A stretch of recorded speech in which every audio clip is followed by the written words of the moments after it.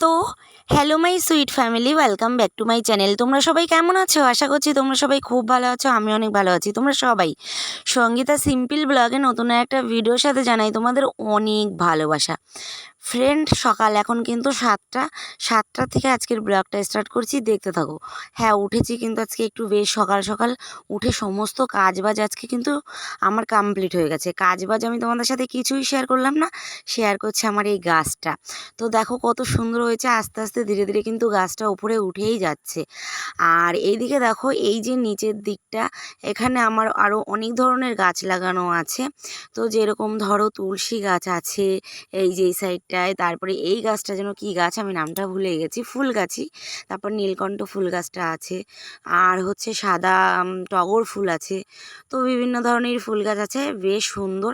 প্রত্যেক দিন কিন্তু এই গাছে জল দেওয়া হয়, যদিও তোমাদের সাথে কিন্তু জল দেওয়াটা শেয়ার করা হয় না। কিন্তু দেখো গাছগুলো দেখলে তোমরা বুঝতে পারছো আমি কতটা যত্ন নিই। তো তারপরে এই যে দেখো, কাজবাজ তো শেয়ার করিনি, কিন্তু আজকে পুরো কাজ কমপ্লিট আছে সেটা তোমাদের দেখিয়ে দিচ্ছে, আর তোমরা দেখলেও কিন্তু বুঝতে পারছো, তাই না? ভাবলাম চলো প্রত্যেক দিনই তো কাজবাজ তোমাদের শেয়ার করি, আজকে একটু ভিডিওটা অন্যরকম স্পেশাল করা যাক। তো চলো এইবার আমি চলে যাব রান্নাঘরে ডিরেক্টলি নিয়ে।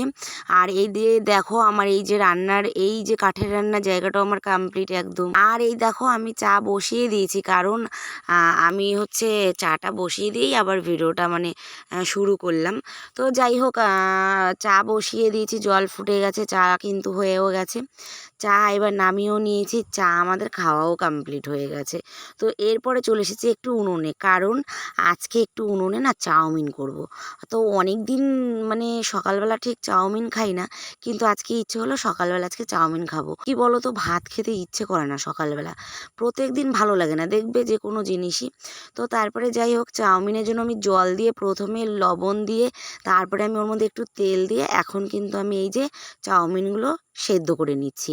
হ্যাঁ, অবশ্যই একটু তেল দিলে ভালো হয় জানো তো। তো ওই কারণে আমি একটু তেল দিয়েই করি, কেন জানি না। যাই হোক, তোমরা যদি কেউ করো অবশ্যই করো কি না তেল দিয়ে আমাকে কিন্তু বলো।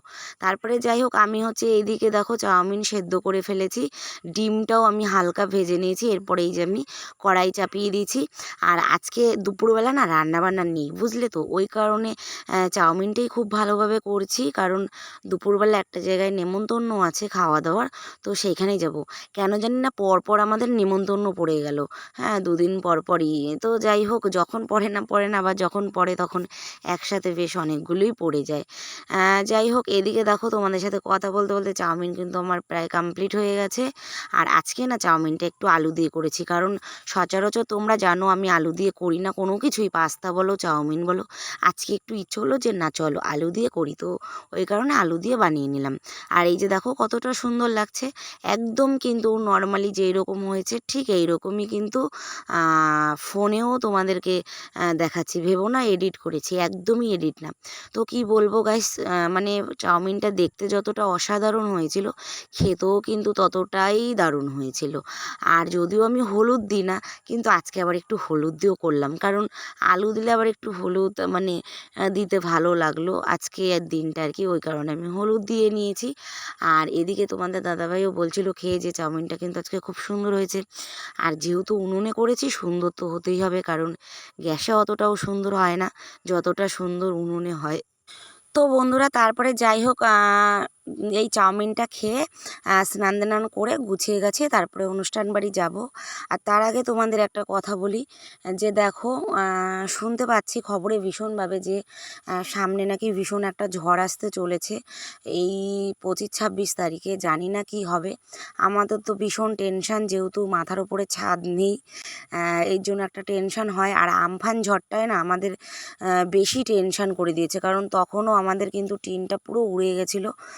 কি বলবো, ঘরে কত জিনিসপত্র আমার, জানো তো, মানে কি বলো তো, জিনিসপত্রগুলোর জন্য বেশি মায়া হয়, নিজের জন্য অতটা মায়া হয় না, কিন্তু এই জিনিসপত্রের জন্য খুব মায়া হয়।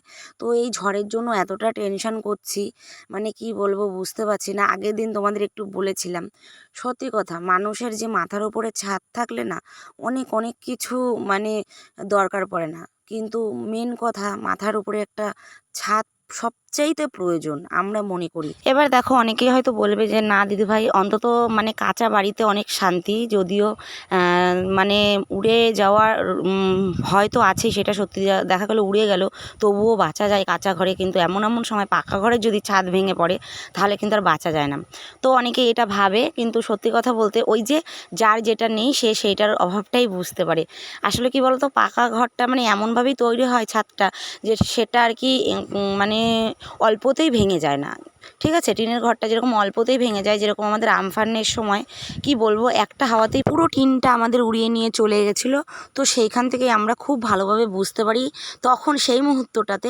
দেখো নিজেরা ভিজেছি সের জন্য কিন্তু কোনো কষ্ট হয়নি, আমরা ঘরেই ছিলাম, কিন্তু একটা কষ্ট হয়েছে কী ভেবে জানো তো, যে ঘরের এতগুলো জিনিস যদি ঘরের মেন চালাটাই না থাকে তাহলে এতগুলো জিনিস অন্তত নষ্ট হয়, তাই না?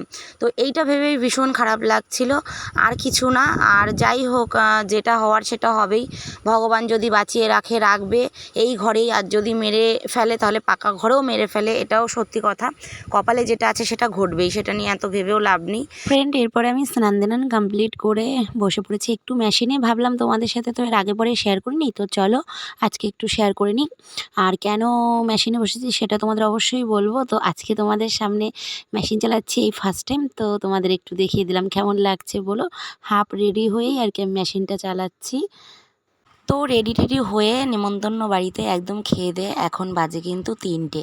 তো 3টের সময় আমি এসে বসেছি একটুখানি পুকুর পাড়ি, আমাদের এখানেই আছে পাশেই, তোমাদের অবশ্যই পুকুরের ব্যাকগ্রাউন্ডটা আমি দেখাবো। আর মাঝে মাঝে ভাবি জানো তো, এই পুকুর পাড়টা এতটা সুন্দর যে এসে মাঝে মাঝে ভিডিও বানাবো, কিন্তু সেটা সম্ভব হয় না। কারণ কি বলো তো, আমরা এখনও মান সম্মানটা বাঁচিয়ে চলি, এখনও অবধি ক্যামেরা ওর সামনে বের করতেও সাহস পাই না, এতটাই মানে লজ্জা মনে করি, আবার ভয়ও মনে করি যে কে কী বলবে, কে কী ভাববে, জানো তো এই জিনিসটা ভীষণ মনের মধ্যে কাজ করে। কিন্তু তারপরও বাড়ির বউদের অনেক অনেক কথা শুনতে হয় অনেকের ক্ষেত্রেই, আমি জানি।